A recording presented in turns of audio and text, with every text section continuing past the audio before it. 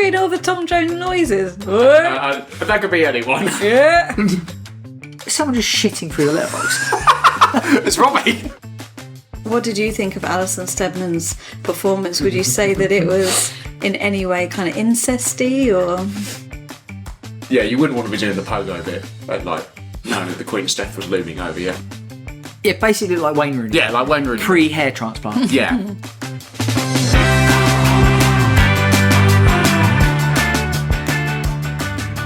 Welcome to Nerds Against Normality, the podcast where being normal is strictly optional. Today we'll be reviewing the film Better Man, the new biopic about Robbie Williams. You know, the guy who left Take That, got famous, spiraled a little bit, and then basically turned that midlife crisis into chart-topping hits.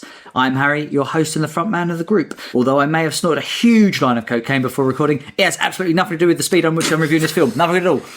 I'm here with Stacey, the podcast talent manager. She yells things at us like, "Do you want to be a star or a joke?" And behind her back, we both call her a bit of a C word. What'd you call me? A chump. And finally, Ben Sheridan. He auditioned for a much better podcast, but missed the call telling him he'd been successful. Now he spends his days in podcast obscurity with us. Okay, it's a better one.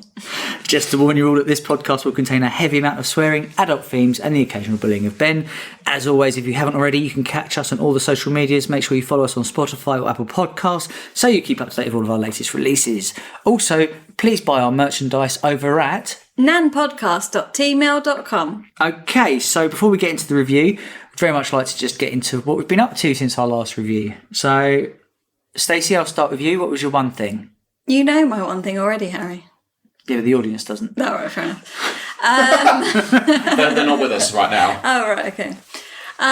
So I watched with my husband and dog The Roses film with Olivia Colman and Benedict Cumberbatch. I wasn't there for that. No, the other one. Oh, fair enough. That's about gardening competition. BBC Gardener's World. Then definitely. They couldn't afford Alan Titchmarsh. So they got Benedict Cumberbatch. They had to settle. He actually has a much lower fee than Alan Titchmarsh. It's weird. Surprisingly affordable. And it's incredibly. He's our next guest. Yeah, he's waiting in the wings now. Not on a chair. We've made him sit on the floor. I need the chair. It was a film about them being a married couple and then basically they hate each other by the end of the film. Are we still on about the film? Yeah. Not us, though. No. Must be nice to have someone. Couldn't relate to it at all. Absolutely not.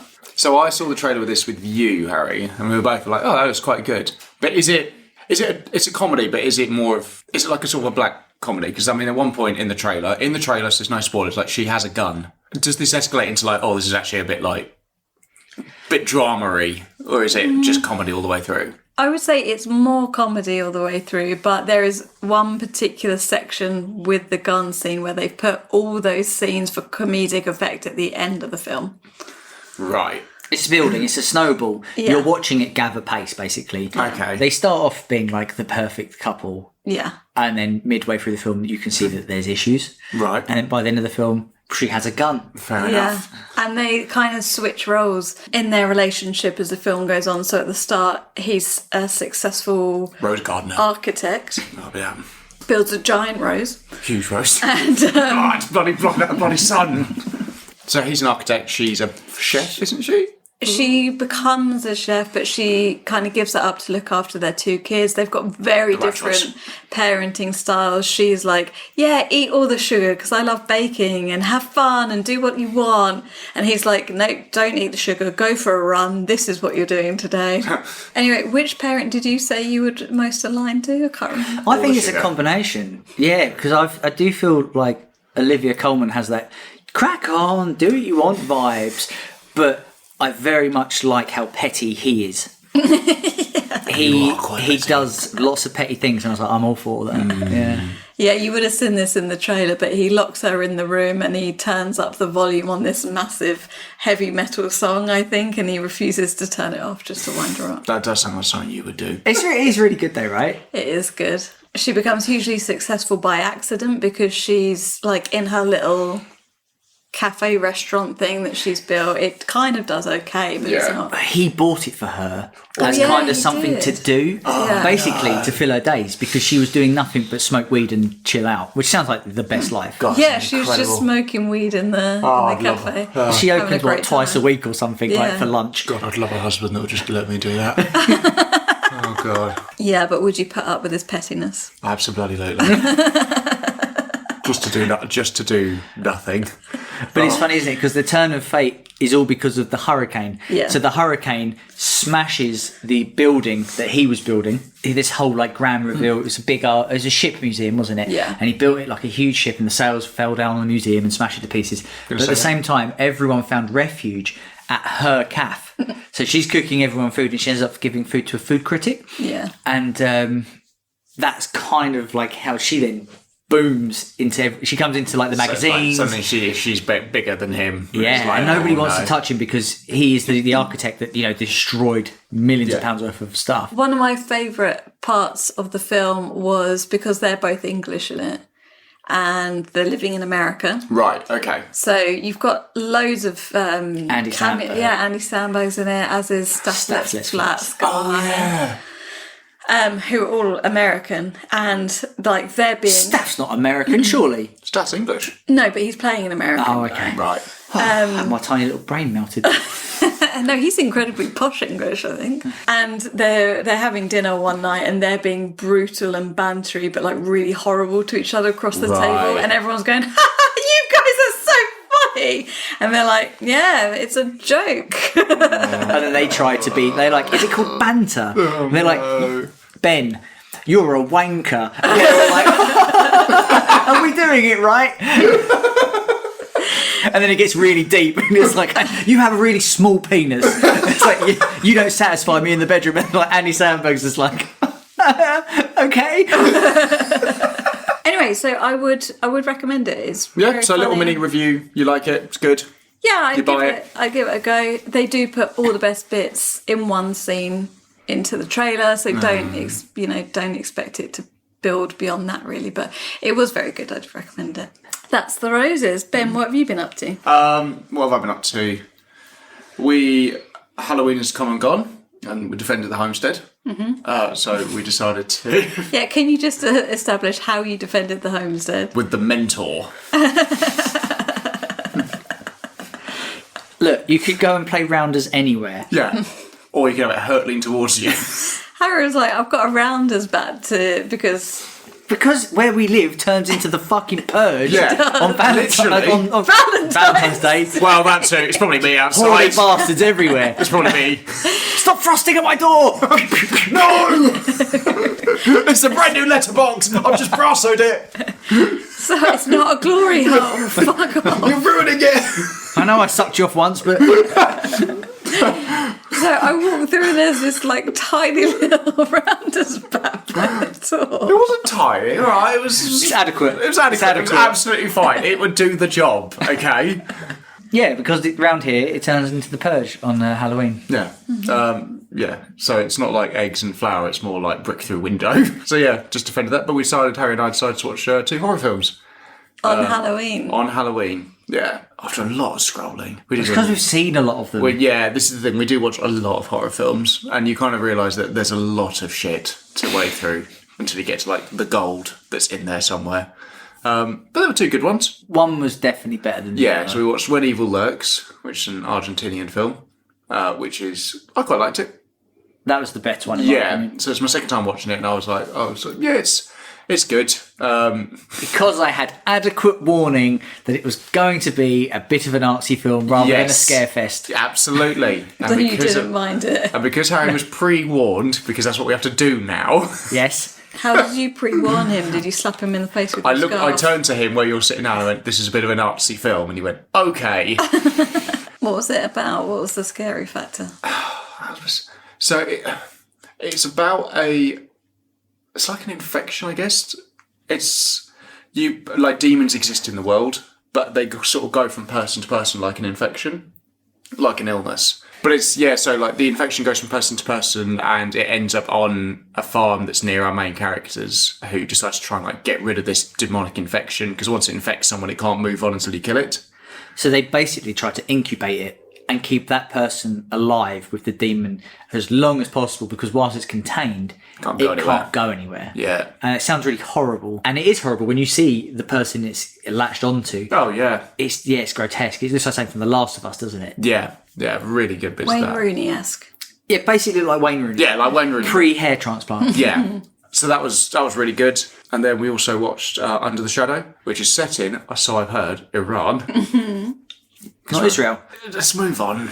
You've gone for 2 foreign films. How artsy of you. Indeed, very artsy. Well, that's how long we were scrolling. Yeah.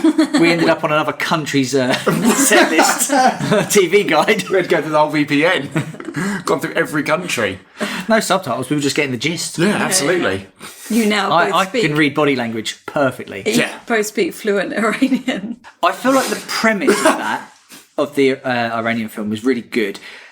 It just didn't. Good concept, bad execution. Yeah, it didn't go for the kill as much as I was hoping. Yeah. Because the demon that's there, the real threat is the bombs, isn't it? Yeah. I think that is the purpose of the film. Is the terror is the fact that they stay at their block of flats. Yeah. And it's like any moment a missile's going to come through the roof. Quite literally, it does at one point. Yeah. Yeah, that's what happened. Yeah, it's about just a mum and daughter during the 1970s, like the Iraq. 80s, I want to say. Yeah, you're probably right. Just I'm thinking of VHS. She has a VHS player. She does have a What were the VHS player. colour of the carpets and the walls? Oh, bad. Really bad. I commented on it. I was like, Jesus, you'd hope a bomb hits there because you need to rebuild all this. Was it brown and yellow? It was, it was a lot of brown and yellow. It was terrible. Yes, eventually we did bring it out. It was all right. More forgettable. I remember the first film much more. Yeah. So, obviously, in the last podcast episode, we flicked through 151 video game book that you should play, and we landed on WipeOut for the PS1. Didn't you? WipeOut! WipeOut, not the BBC One show, but So Harry attempted total wipeout. I applied vigorously. I haven't been accepted yet, guys. So we're building our own. We have a GoFundMe in the right now for the back garden to be converted into a total wipeout. So far, I've got a junior swing and a trampoline. Yeah, both stolen from 2 doors down. Borrowed. I will give them back. No, so I played the PS1 version of WipeOut. Have you played Wipeout before? I have, but I'm talking back in the mid-90s when it come out. Yeah. Hold up. What is this game? It's a racing game. It's basically PlayStation's answer to F-Zero, right? So Nintendo had F-Zero, which was a futuristic space racer. WipeOut come out, and I won't lie to you, it's kind of like the Wish version. I don't understand how it's in this book, right? I did not have the best time. You look at me like this, right? But you play this game. It's not that. There's some good bits. Okay? Is it member berries? I'm thinking really. Absolutely, right? Positives. Okay. The frame rate is solid, right? Oh, And I love a good frame rate. but for a racing game, you need it. Yeah. Right. You have to. It can't be dropping. It's got to be really, really good. That was good. I was very impressed with the fact it had a tilt mechanic. So when you jump over any ramps or anything, you can hold down and you'll go up. And Oh God, I love a tilt mechanic. if you want me to talk about the positives, let me talk about the positives. But man, it's unforgiving. So you just, when you're in a race, if you hit a wall, you're cooked. Yeah. There's no recovering. And I will say this is a time where video game manuals were important, because when you load up the game, it's very much like, here's the game. You click on the cars, there's no stats, there's no anything, no information. The races have no information of difficulty or anything like that. There's like 2 menus, go and options.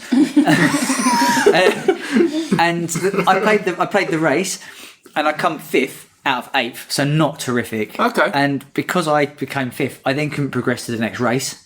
So I then had to Just do it again. get good. So I then got good. But it's so hard.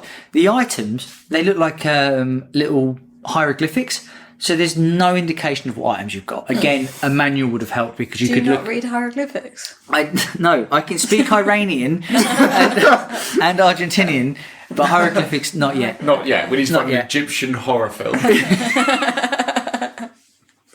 If anyone knows any, hit me up. I'll learn hieroglyphics. Not for the you. fucking pyramid. I know someone's going to be like, "Who was the pyramid?" That's film shit. Yeah, so the items are impossible. That's where a manual would come in, because you better look at the hieroglyphics and match it up. Also, like modern day gaming, you get so used to it. So Mario Kart does this thing where if you're in last place, you get great items because it's got a catch-up mechanic and your car will perform faster. In this, I mean, I was last and it was like, I've got a shield. And I'm like, who the fuck am I shielding from? Myself. I'm a danger to myself. From the shame. Yeah, it didn't work. For the humiliation. Yeah, it has no catch-up mechanic. So if you're shit, you're shit and you're stuck. But I appreciate this was in a generation where arcades were big. Yeah. And it was designed to put in your 50p and you go, oh, I failed, never mind, put in another 50p. Oh, well, you go again sort of thing. All right, so give us a rating out of 10, 10 being the best. I'd give it a solid 4. 4? Obviously, now you've played 1, are you willing to go again for next week? Yeah, roll the dice, baby. Okay, then. Right, ready, Stacey? I'm ready. Cool. Stop. And then, do you want left or right? Because there's obviously... You choose.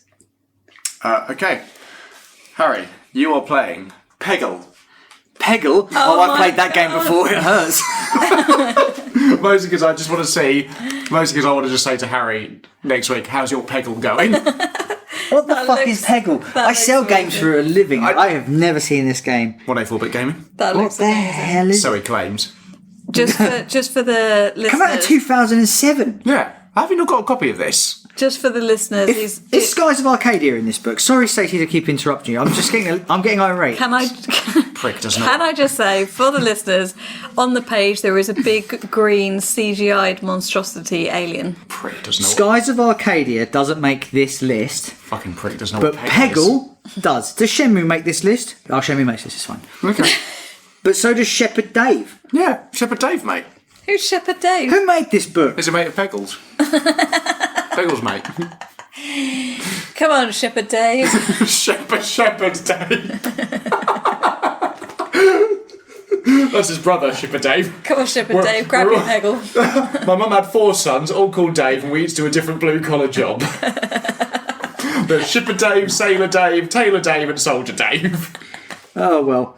It's a match-free pachinko type game, by the looks of it. I'll let you know, guys. So yeah, look forward to Peggle. Released in 2024 and directed by Michael Gracey, Better Man is the surreal and surprisingly heartfelt biopic of Robbie Williams, told through a bold creative twist where Robbie is depicted as a CGI chimpanzee. The film stars Jonno Davies as the motion capture embodiment of Robbie, with Robbie himself lending both voice and emotion to the performance. It also features a strong supporting cast, including Steve Pemberton and Alison Steadman, which I have a funny story about her, I'll tell you later. Visually ambitious and musically charged, Better Man explores Robbie's rise from a young lad in Take That through to his solo career, his mental health battles, and his complicated relationship with fame and self-worth. So, I would like to start with... Ben, how much do you think this film cost to make? I think it cost 110 million. And Stacey? I'm going higher. I think it cost a lot. I'm going for 130 mil. Well, so Ben's looks it up again. It's 110 million. It's actually. Oh. I haven't looked it up. Boo! I haven't looked it up. No. Put your phone down. And I'll start with you, Stacey. How much do you think this film took? I don't think it's taken very much, sadly. I think it took a modest 125 mil. 125. And Benji? 270. So you'll both be shocked to hear that on a 110 million budget, it took 22.5 million. No! Yeah. What? Oh my god, that's catastrophically bad. Yeah, that's not good, is it? That is an absolute bomb. Yeah, really bombed. Oh my god. Robbie Williams is about to have a relapse. On the plus side, though, it did nearly win an Oscar, so... It did! No, it didn't win an Oscar. Nearly won an Oscar. It was nominated though. Yeah, it lost out to Dune 2. A much better film. For best soundtrack.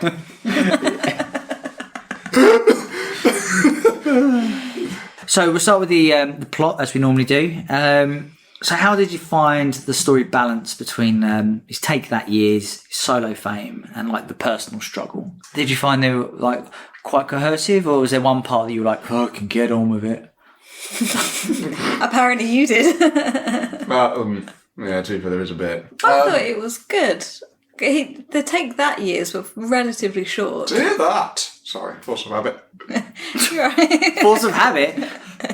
For the record, we've never heard Ben say that. I'll show you why. I'll say that afterwards. Obviously, there was a lot about his childhood in there before you got to take that, which was relatively short in the film, and then it moved on. But I thought it tied it together well. It shows you where he came from, what he did, and even in his solo bit, you know, when he was struggling to make it as a solo artist, it was like, oh, you're just that guy from Take That. It seems like moving along a bit of a breakneck speed at some parts, but I feel like they're the important parts, if that makes sense. Like the stuff with Take That. Who? Take That. Force of habit. I hate you. Like the stuff with the band. The stuff with the boy band. I thought that was going to be like most of it, or it was going to be like the first half and being like, you know, because obviously they fell out very famously and like they wanted nothing to do with each other. But it just sort of like moves it along really, really quickly. And also the bit when he's actually getting, like the bit when they're getting big is done in a music number. And then when he's getting big as a solo artist is also done in a music number. So like those bits where I feel like you need to sort of lengthen it out a little bit weren't those bits. Oh, so he kind of, when he was in the band, they were basically working at strip clubs. And Yeah. then it was like, That I didn't know. No, I didn't know that I either. didn't know that either. And then I get what you're saying, and then they kind of just blew up. Well, yeah, because I imagine that's how it is, right? I read Dave Grohl's book. You know, he was saying when he was touring with Nirvana, the three of them were just in a van, pretty much just driving from location to location. He said that he lived on like a $15 daily budget, which is like 3 corn dogs a day or something stupid and a drink. And then he goes, all of a sudden, Teen Spirit come out and boom, yeah. gone gold. And he's like, and you just kind of go from nothing to 100 miles per hour, and MTV wants to see you, and everyone wants to see you. And It was exactly the same when the Beatles toured with Take That. yeah, Yeah, God, that was- same thing. Sorry, you mean the greatest lineup ever? Yeah, and I feel like there is a lot about his childhood, but there's not enough. There's not enough there. It sort of just goes from like one bit to the next bit to the next bit to the next bit, like a film would. some might say a beginning, a middle, and then an end. Don't be ridiculous, Harry. I've seen films. I'm really mean today, guys. Did you feel disconnected because he was a monkey? No, actually, not once. I forgot he. You know, You like, forgot? Well, it's like like Thanos. That was a constant reminder. So you were saying about Thanos? I'm not sure how. I'd like to hear this As a comparison. connection, I thought I saw him in the Nebworth scene. I wasn't. I didn't see him there. So like Thanos in Avengers is actually all computer generated, but you don't really. After a while, you just stop noticing that. Yeah. It was like that for him in this as a monkey. Like it's a bit. I found it jarring for 10 minutes. Yeah, and then after that, I was like, oh, it's just as is. Like it's a fun choice though. Like I think it makes more sense for it to be like that than it just be a person. I think some things just got skipped over quite quickly, or like plot points got dropped. I completely disagree. Really, like the stuff with his dad. The first musical number is like his dad driving away from him, and then that's just it until he calls again, and it's like, well, hang on, where was the? So has he called it before, or has he just come back into their lives in like sort of a what is going on here? Also, what does his dad do? Like, I know He's just a lad. He's an entertainer. Yeah, he's a proper legend. A pub entertainer. But it's like, I know he's like a compere or something like that, but it was, the plot point there is like, well, did he go on the road and send them money still? Or are, Not a child. or are his parents broken up? So it's like, I don't know why He abandoned them. Yeah, so like, but I don't understand where that sort of, because then the next scene, they're just back together and he's doing the fucking stage light for him. Like, But Robbie is so keen to impress his dad. And I think he thinks that his dad is bigger than what he is. I don't think it's until Robbie goes onto actual shows and he's like, who are you? Like, yeah. no offence, but I'm kind of the real deal and Yeah. you're nothing. But his dad is like the true heart, isn't it, of like showmanship. He's like, I don't care if I perform in front of one person. Yeah. As I give it my all, it's all about entertaining other people. Like, that's my life source. I didn't like his dad. His dad was an arsehole. No, Dad but is a dickhead, isn't it? I think you need those early childhood things to show the pattern of behaviour, so you can see he leaves. He doesn't really care about Robert. the person, as Robbie says later in the film, and then you see him just pop up periodically, particularly when Robbie becomes famous. Yeah. And that scene in the hotel room with that random woman that he's flinging with, or whoever she is, was so uncomfortable. Because Robbie just wants to have a moment with his dad, and then it's like, oh my God, it's Robbie Williams. But I thought there'd be more of I'm going to take a shit in your toilet. and the stuff with Nicole Appleton. Yeah, that's who it is, isn't it? Nicole Appleton was like, that's over. That's there for a little while. It's in a song, while he's also getting famous. But then it kind of just stops, and it's very much like picks up at the end. Like I thought they had split in the film, and then she come back into it. And I was like, oh, they haven't split yet. Yeah. And then he did heroin, which, do you think he actually did heroin? Do you reckon? Yeah. Naughty boy. Apparently he was Naughty like Robbie. off the rails. Yeah. But I do think that was maybe the one thing that wasn't particularly clear, their relationship. But then again, I think one of the big factors is that she was away touring, he's away touring, and they're never it can't be actually easy. together. But she gets married to Liam Gallagher, who's also in the film. Also a prick. Also a prick. We knew that going in. No one ever thought, oh, Yeah, what a Gallagher's guy. a nice guy. He's always doing charity work. I did like the representation of the other famous people in it, like the Gallagher brothers and Tom Jones. It's very clear who they are. I didn't know that was Tom Jones. What? He's doing all the Tom Jones noises. That could be anyone. Yeah. That's my Tom Jones impression. Was it? Yeah. Oh, all right. But they also make it very obvious because the second he goes off stage, his dad's like, I can't believe you're just singing with Tom Jones. I was surprised and quite enjoyed the humour that he put in the film. Yeah. One of my favourite scenes is the Gary Barlow scene when he rocks up at his mansion and he's like, Gary's the writer, so he has all the money. And he's rocking up in a shit car that barely starts. Yeah. I thought that was so funny. Yeah. Really well acted as well. By Really? I don't remember his name. Jonno. Jonno. Like, really well done by Jonno. Was there any particular standout scene that you thought? Like Regent Street, probably the standout for me. That's really good. There's so many heartfelt moments in it, I think. Like, I love the scenes with his nan and how much she meant to him, and when she passed and you got that scene of him sitting on her sofa and you see them on the reflection that they're together. I teared a little. Aww.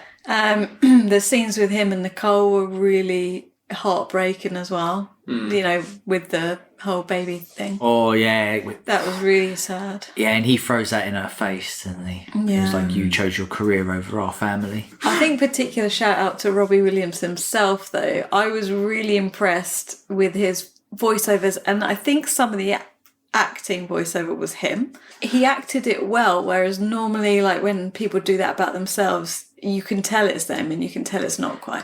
But I thought his blended so well. I didn't know that was him doing the voiceover. I thought it was the actor who just had a really good likeness. Yeah. That's really strange. So the songs, just we'll get into that a bit more, but it's a blend. It's a audio blend between him and another singer. Was it? Yeah. Oh. I'll get into that in the characters. Makes sense. But, okay, so outside of the Regent Street piece, I also quite liked the human bit where he was in the rehab. And then that's good. He's just like, yeah, I'm just a chav who kind of got everything he ever wanted. And I was like, well, that's honest. Yeah. His fault when he insults his mate. That's quite hard to watch. Oh. But it's just like, You haven't asked about my daughter. You don't even know that I've slept with my girlfriend. I'm struggling. I'm the only one who's got the balls to actually who tried to make it. It's just like, oh mate, Rob, come on, Rob. That's at his lowest, isn't it? He's pushed everyone away, and even his dad at that point he stands up to. Yeah, there's a lot of it. I also just love the aesthetic. It's now recognisable for me. Because I remember some of these moments. Oh, sorry. Yeah. When it zooms out to the 2002 Brit Awards, I was like, oh shit, I think I've watched that. Yeah. I genuinely remember that. And Were you born then? Apparently. On his mum's knee watching the Brit Awards. I was born 25. I only like watching the old stuff. The new stuff scares me. I remembered that. I remembered the Parkinson interview. I remembered him coming out of the stage on at that gig, Nebworth, yeah. Nebworth, hanging upside down. Yeah. And I remember some of the Take That outfits as well. Because when you see them in that context, you're like, oh, that's a bit dramatised. No. Yeah. That was the 90s, baby. I'm going to say early 2000s, bad time for fashion. Yeah. Flame t-shirts. Flame t-shirts and like dyed blonde hair. And really massive trousers that get soaked in puddles. Huge trousers. Okay, so overall, the plot, I would say, yeah, it's good pacing. I enjoyed it. It didn't really drag too much in certain places. I'd liked it. So we'll move on to characters then. Just to give you a little reminder, so you got Jonno Davies as the physical mocap of Robbie. He's the monkey. And then you've got Steve Pemberton, Robbie's dad. You've got Alison Steadman as the grandmother. Then you've got Adam Tucker. He is the singer.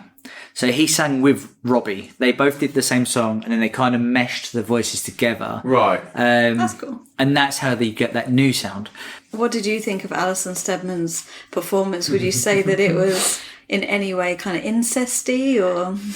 You can't start with the end part of my joke. There's a real bit of context that's needed here.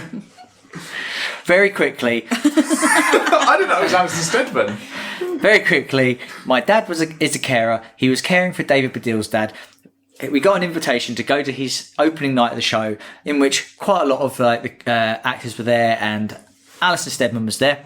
And my dad was like, "Oh my God, I can't believe she's here. I used to have a massive crush on her. We have to go and talk to her." I was like, "Okay, no worries." So I'm a few beers in. We waddle over. It's like, "Hello, we're normies," and she's been very nice. Just chatting to us, her and her friend, and we were with them for quite a while, hour or so. Having a good time, getting a few drinks, talking, just all sorts.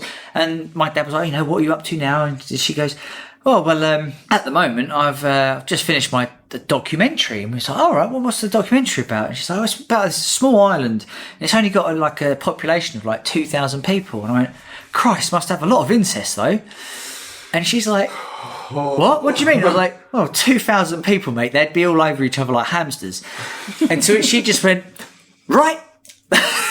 Grabs her bag, grabs her friend, fucks off home. And I was like, "I'm so sorry, Dad. I ruined your shot with Alison Steadman." Ruined everything again. Who knew that incest would stop my dad getting his end away with Alison Steadman? Next thing you know, you're standing on the road, your dad's on a Wembley bus pulling away from you, and you're running after it, singing. Was it that abrupt when she left? She literally was like, "Right, well, that's that then." Yeah. Oh, God. Yeah, and my dad, never brings it up every single time I see I him. thought she just made her excuses to leave. I didn't realise she was like, oh. Yeah, that was it. But anyway, She's coming on I the won't hold podcast. that against her. She's coming on the podcast next week. I thought she was very good in this. She's a very traditional, lovable nan. I bet she makes a terrific roast dinner. I didn't know it was her, actually. Neither did I. I knew she was in it, and I still didn't know it was her. Even after I pointed out, that's Alison Steadman. Is there... And you went, "Oh yeah, the incest one." Who? Robbie's the standout. Robbie, Yeah. Obviously, Well, right? it is his film. It'd be a bit weird if anyone else overshadowed him. I thought whoever played, what's her name? Nicole Appleton. I thought whoever played her, whose name I've forgotten. That's really bad name, but she's really good. For the few scenes she is in, she is very good in them. I also thought they actually kind of nailed, maybe not nailed, but Gary. They were good parodies of them. Yeah, I mean, one of them doesn't talk the entire time. It's definitely the one that no one remembers in Take That. Steve Pemberton, again, standout though. I think he played it brilliantly. He was kind of cocky, but you didn't quite know where you are with him. Like, are you here for me or are you here for you? I definitely didn't like him. No. But that kind of says how good he was at the role, right? Because you don't want to like him. No. Yeah. Even at the end when they were singing at the Royal Albert Hall and it's meant to be like a full circle moment, I was like... He doesn't deserve that. No, he doesn't. No. Give him his flowers and be like, "My dad inspired me to sing," because he did. Yeah. And then leave it there. Yeah. "Oh, you want to sing up on this stage and be, do you want to bask in this glory?" Yeah. It's pretty nice, actually. Anyway. Here's Rock DJ. Alison, how's the documentary? Nicole Appleton, weirdly, again, I differ from you. I thought she was okay. Oh, really? Her best moment was the musical number, but I'm not certain if she was singing or not, or whether that was sung by someone else. I'd have been really annoyed that on that yacht because those heels and that marine wood was going to scratch the fuck out of it. That's not what I was thinking. I don't know. I forgot there was a song in it. I was like, that is. Just blinded by pure rage. I was absolutely just aghast. Flabbergasted. I was absolutely flabbergasted. I stood up from my bed. Monocle fell out. And I was like, I'm not. Jaw fallen. I was like, good heavens. Mother, you must see what is going on. Please, tell them the 2002 Brit Awards again. I love the Present your knee. Benji needs a seat. I love the Gallagher brothers. Really backfired. They're very accurate, aren't they? They're just pricks. I can imagine they are exactly like that. Again, they're parodies of them, aren't they? Did they get on? Just nailed it. Did Robbie Williams and them actually get on? It doesn't. In the way that anyone gets on with the Gallagher brothers, I think. He calls them out on one part of the film, isn't he? He's like, if you want to have a fight, we'll have a With fight. Liam. That's gone. Yeah. Is that real? Yeah. That moment. Yeah. Yeah. Oh, yes, he called him out. Yeah. Oh, fair enough. Doesn't shy away from any of that sort of stuff, is it? Well, the drugs, the constant... drugs, the sex, all the violence. It doesn't shy away, which is nice. The only thing that does shy away a little bit, and obviously I would say this, there's one line in it that references it. There were many lines. So many. About the Spice Girls thing, because that was massive when he said that. Oh, that's actually true. I don't know, 2 of them admitted it was true, and I think it was... There were 2 out of 5 of the Spice Girls. Well, He said before. It's rumoured to be more. That was 75% of the Spice Girls. 75%. That's incredible. 80%. Let me draw you a Venn diagram. Slept with... Bloody hell, that is an achievement. You'd retire on that. I'm only at 40. I'd have announced that at the Royal Albert Hall. That was massive when that came Dad. I would have run out, half dressed, and like, you'll never guess what I have done, actually. The best character is the Nan, in my opinion. Really? Yeah, because he grew up on a council estate. Nothing. He had nothing. Yeah. And it's so relatable. Like, he was brought up by his nan, his mum, and do you know what I mean? All he wants to do is just be like loved, and the nan just like dotes on him. Yeah. Does everything for him. Does she remind you of your nan? Yeah, 100%. Though it was honestly, it was like looking in a mirror of like how your nan was, and that's why it was so hurtful. Like when the constant phone calls from his mum, and he puts her off and puts her off and puts her off. I'd like to see more with him and his mum and his nan, because it seemed like again the nan does, like, apart from the dementia moment, which is quite sad. That is really sad. But I feel if he then has more screen time with them, he doesn't look like an arsehole when he disconnects from them. Yeah. And then it comes to the funeral. And that might well have not been the case, but what's interesting is it's reflecting how he feels about himself. Like, he feels he could have been there more, so that's what you see. Yeah, I think it's good. Like, again, they're all well played. I think mum gets a bit of a raw deal in it. Yeah, she's not in it too much, actually, the mum. Also, Robbie, get your mum a better house. But I think that's a combination of that he didn't actually have that much money, especially in Take That, and then he spent it all on drugs, and then he was too then in his drug world to care about other things. Yeah, that's fair. Okay, right, so characters. They're all great. We love characters. So let's move on to game time. Who is the better men? Dun, dun, dun. Was that grammatically correct? Yep. So we've all talked about it, and this is why we're making a podcast about it. You know, we've all wondered: is it Robbie or is it Take That? Right. Who is better? It took me a long time to get this information because it was. Turns out it was quite a while ago, but I've got the information. That's all that matters. I've picked up the top 10 best performing singles from Robbie's career and the top 10 performing singles from Take That's career. Okay. And basically, I couldn't find the data of who spent most time at number 1, but I did find the data of how many weeks they spent in the top 40. Okay. I'm going to give you one Robbie Williams song versus a Take That song. Whichever one you think has spent more time in the top 40, you pick and you get a point. Okay. Woohoo! Sounds good. Play along at home, kids. Number 1, we've got Rock DJ versus Prey. I don't think Prey was that successful. I think Rock DJ. I think Rock DJ. Rock DJ was massive. Rock DJ had 11 weeks. Prey had 9. Yeah. So it was closer than, you know. Closer than thought, yeah. Okay. Robbie won. Yeah. Number 2, we've got Candy, which was funny because you listened to it last night, Oh my god. I'm versus obsessed. How Deep Is Your Love. 2 big hits. And that is a remake. How Deep Is Your Love? I'm not here to dispute that. From the Bee Gees, I think. Oh, it is the Bee Gees. Yeah, I think you're right, yeah. Yeah, I'm going to say... Oh, I don't think Candy did that well. But I don't think either of them did that well. Do you have the years they were released? No. Ben, come on, mate. I already spent enough time making this shit. I've got the fucking... Yeah, I've got who produced it as well. Yeah, good. Just in case you was going to ask. Simple no would have been fine. I'm quite outraged. I'm going to need a tea. I'm going to go Candy. I don't give a fuck anymore. Fucking stupid podcast for babies. He's upset me. What does he say? Take that. I'm going to say Candy because I didn't even remember that they did that song. Candy versus How Deep Is Your Love? Yeah, I'm going to say Candy. And since we saw the film, I've been playing it on a loop. It's a good song. So Candy had 14 weeks. How Deep Is Your Love? 8. Hey! Yeah. Next up, we've got Millennium versus Relight My Fire. Oh! 2 bangers. Okay, I'm going to go Relight My Fire. Lulu was in it as well. Lulu's in it? Yeah. Oh, hi, Lulu. She's in the room. I'm going to say Relight My Fire. Yeah, I think Relight My Fire. So Millennium spent 9 weeks. Relight My Fire, 6. No. Robbie won that one. Because Robbie did that with Take That. Yeah, but come on, mate. Barely, I think. Maybe that was his last one. Stacey, don't antagonise him. I'm Yeah. really quiet for the rest of the Quite game. clearly on the cusp of a mental breakdown. All right, next up we have got Let Me Entertain You. Oh, big number. Back for Good. Oh, big number. Oh, God, it was a hell of a time to be alive, wasn't it? The thing is, And I couldn't believe it. Let Me Entertain You was his first one, so it would have drawn massive crowds. Cool. They drove in their tens. There is literally hundreds of people out there, Robbie. I think Let Me Entertain You. Yeah, go on.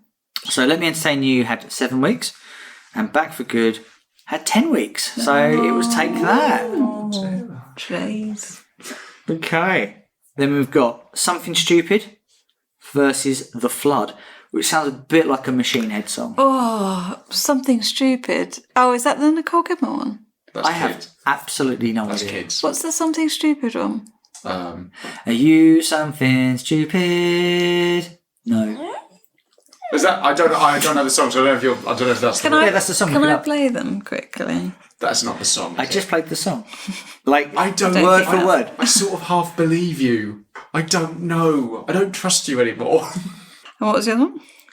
The Flood. It's about Noah's Ark. It's not about Noah's Ark. I think The Flood. The Flood. Yeah, okay, The Flood. So it was Something Stupid, had 10 weeks. The Flood had 11. Oh, So it was toit. Take That. Yeah, toy. Next up, we have got Phil. Not like Phil Mitchell. As in like, We've got here, Phil. I'm going to answer me, mate.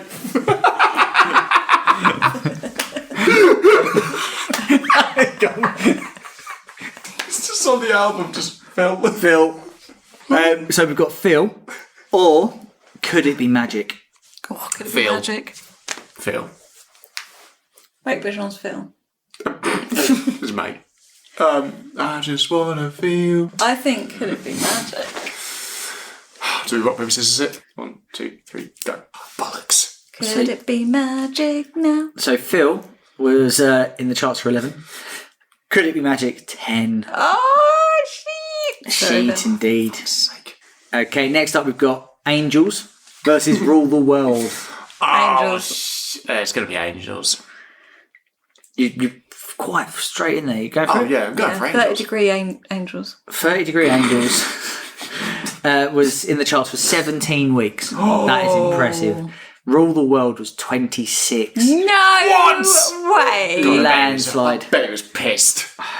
So we've got She's the One versus Greatest Day. That was a big one. That's going to be so close. That's a big one. This is going to separate the men from the boys. Rule the world. You mean Greatest Day? Yeah, that one. She's the One, 11 weeks. Greatest Day, 10 weeks. Robbie got it. Just Taught it though. Number 9, we've got Robbie with Tripping versus Take That, The Shine. No, sorry, just Shine. Shine. Shine. I'm going Shine. So Tripping was 11 weeks in the charts. Shine 21. So yeah, Take That. 21 weeks in the charts. It's absurd, isn't it? And the last one, number 10, we've got Robbie with Kids. So that was the duet with Nicole. Yeah. No, The other one, Kylie Minogue. that's it. Yeah. Kids, and then Take That was Patience. Oh, I'm going to good one. go Kids. Oh, I was going to say Patience. Because Patience was their comeback single. I That was their first single back together. Take that.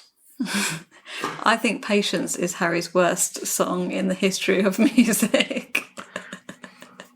Do you not like Patience? In general, no. No. So if we could fucking hurry up. No. Because you've run out of it a bit, apparently, halfway through this.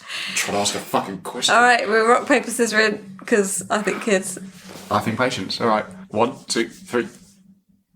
Fuck's sake! Kids. She's surprisingly good at that. Yeah. I know. She's in my head. Yeah, literally. So Kids spent 10 weeks in the charts. Patience, 22. Should really listen to you more. Oh, really? So, and this is the big one. Who are the better men? Who spent more weeks in the top 40? Robbie or Take That? Now, if you was paying attention, you could have tallied these up. Where you been? Yeah. Would you say about 80%? Did you write down what year it came out, did you? Yeah. Maybe I fucking did, Wait, actually. who produced it? Maybe if I just do some fucking research. The thing is, Take That, when they were in the charts, they were in it for like double the length. I haven't tallied up all of their singles, just the 10 we've done. Okay. I'm going to say Take That spent longer.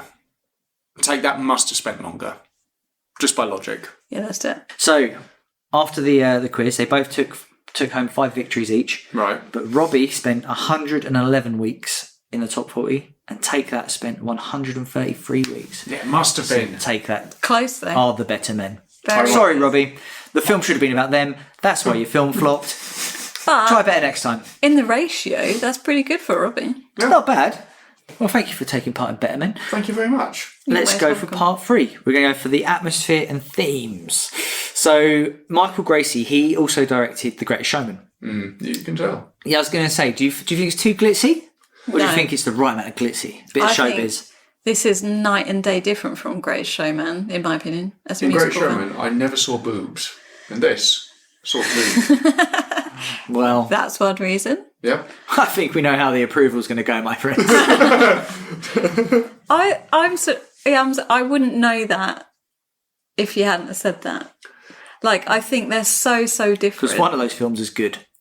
Yeah, basically. No, I mean, I like The Greatest Showman, but it's okay as a musical. This, for me, was, spoiler alert, blew musicals out the water. The musical numbers were spectacular. Some of them were really that old school bit, him and her on the boat, for example. That was very classic musical, wasn't it? Again, Swinging round and I all didn't that. really notice. Just thinking about that cost. All that buffering you've got to do out on the tiling. The Regent Street one was big, colourful, told a story, it was great. And then you had the, sad numbers where, I thought they were perfectly timed to tell the story each time. Yeah. I thought they were great. And very surrealist as well. When the car dives into the water and he's trapped.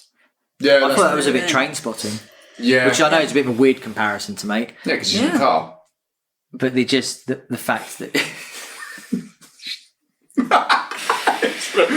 Oh, God, it's long.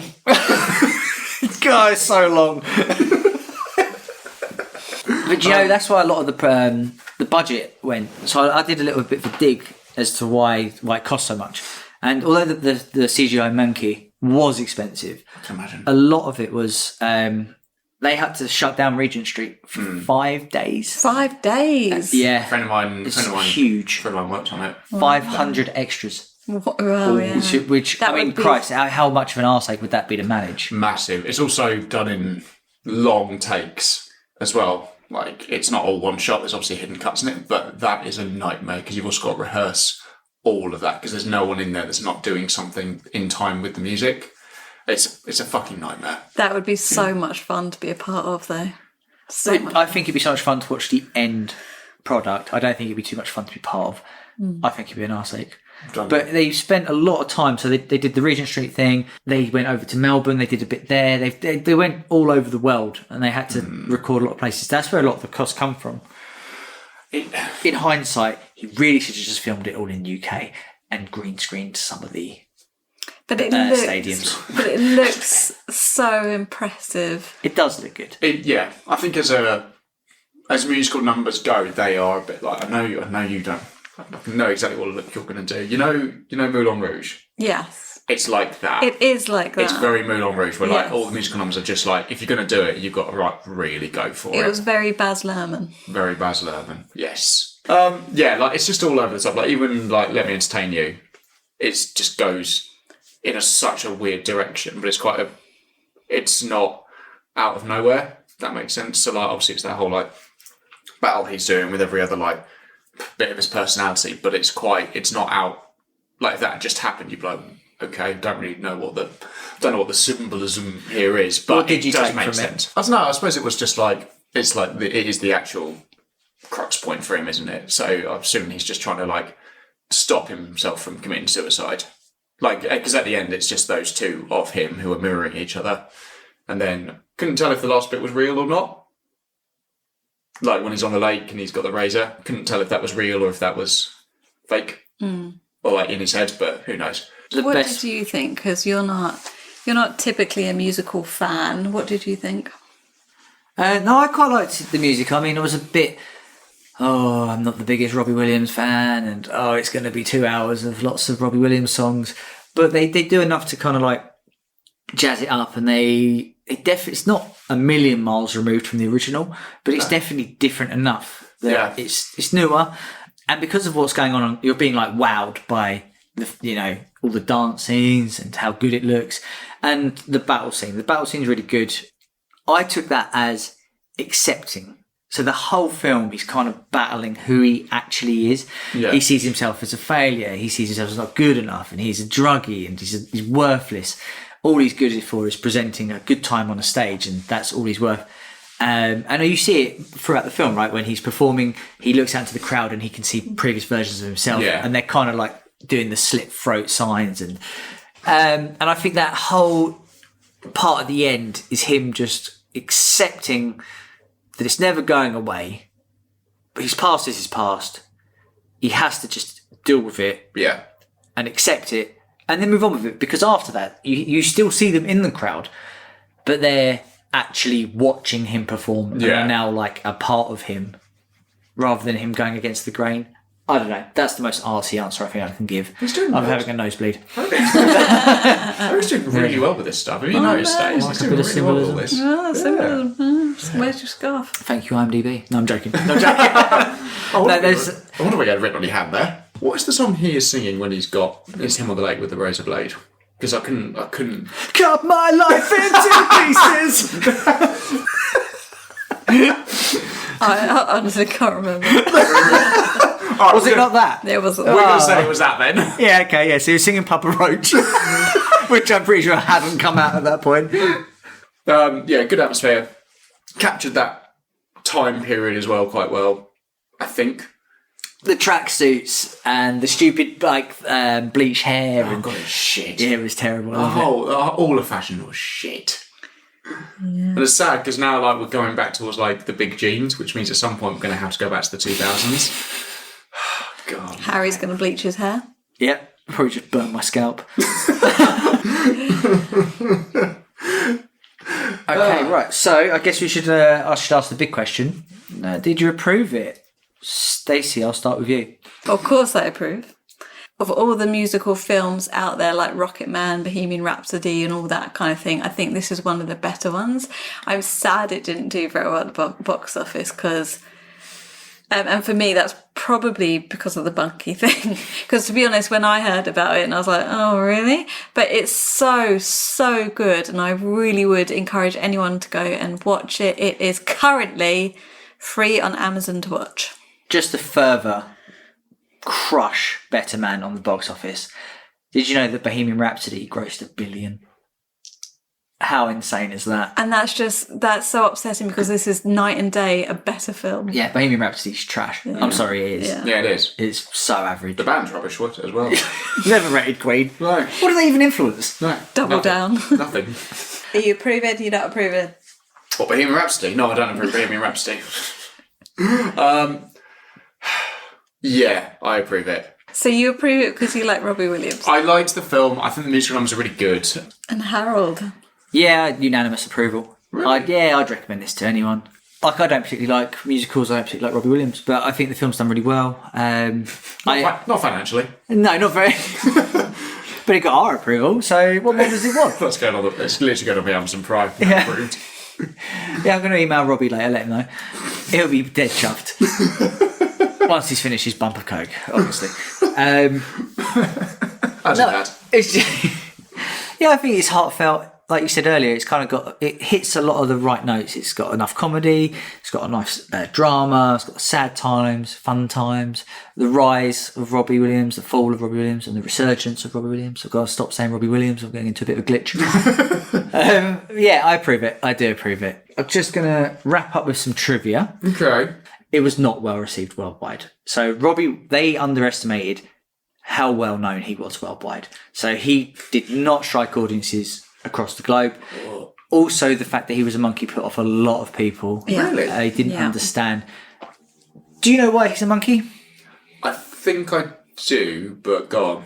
Is it because he sees himself as a performing monkey? It is literally that. I get the point of it and I get what he was trying to achieve with it, but I'm 50-50 now. I've seen it. I don't know if it would have been better to not have it. Do you know why he was a monkey though? Like, apart from the metaphor. So one of the big reasons is that when you watch something like an Elton John film or the Queen film, a lot of the time people are going, oh, it doesn't really look like him, or I don't know if that's how he would act, but because you're so far removed from what Robbie Williams looks like, that chimp is his own character. True, but then a lot of the time I spent saying to you, like, oh, he's doing Robbie's mannerisms. Like, yeah, but that's fine. That's fine. But if you've got that chimp on screen, you're never going to go, oh, that Daniel doesn't quite look like Robbie Williams, because it looks nothing like Robbie Williams. I would much prefer that. I'm going to disagree with you, Stacey. I think the fact that he is, it's like a bit of a selling point, because I remember seeing the trailer for this and being like, sorry, what? But I had no wish to see this. Really? Because of that. Oh, okay. Yeah. But I was like, artsy, you know me, I'm all for artsy films, but I was like, that's too far.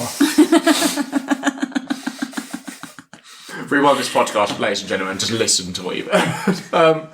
I would much rather have a biopic that's like that, where it's like, because I feel like some of these are really self-indulgent, like especially like Rocket Man is good, but it is very self-indulgent to Elton John and all that, and I would much prefer you just make something a bit more creatively risky than that, or like, you know, like all like the Lego Pharrell Williams documentary that came out, which is like, it's not very good, but it's done in Lego. And it's just a bit more interesting than just having, you know, normal people, real people play real people. So I'm all for this sort of like way of doing it, of just making it a bit like, look, fuck, we're going to make this. I don't think Paramount is. I think they're going to go back. We took a hit, lads. The mountain has crumbled slightly. Let's just rearm. We'll get another Mission We've lost one of the stars. Let's just get another Mission Impossible out. We'll just go again. We do not let this slip. So, the same studio that did the Kingdom of the Planet of the Apes and Planet of the Apes did this. I mean, like, they have a niche, right? They have their niche, yeah. Is this a prequel? It all started. One line of coke too many. Oh, no! Yeah, I mean, you would be gutted if you was the VFX team losing out to Dune. Because they did such a good job of it. Yeah, they did. Don't get me wrong, Dune 2 looks fantastic as well. But a lot of it's practical. A lot of the reason why it looks fantastic is that. I noticed the effects. I noticed the VFX in Dune, but like I said earlier, I forgot 10 minutes in. They interact with him so well. Yeah, it's really good. We're going a bit of a tangent here. The first time I watched Lord of the Rings and Gollum was on screen, I was just like, well, Gollum's just a character. I wasn't looking at it going, well, Gollum's a CGI mess. Yeah. I just felt like he was on screen. You know who else was CGI in this? Gary. What was the other one I've got? I mentioned the Regent Street.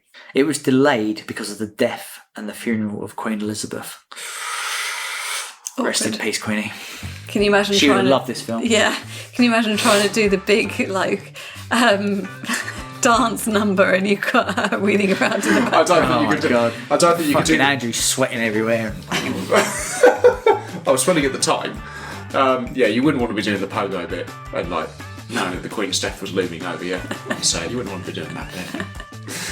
What a way to pay your respects. And that's it for this week's Nerds Against Normality. What did I learn this week? Apparently, Take That split up after some traumatising group WhatsApp fights. It's such a relatable film. Thanks for hanging with us. Catch all of our latest episodes every Wednesday wherever you get your podcasts from. Please follow, rate, like us on social media for more exclusive content and check out our merch at nanpodcast.tmail.com. If you have a question, something you want us to review or a great story from your week, please email us at nanpodcast@outlook.com. Thank you for listening. Goodbye. Bye. Bye.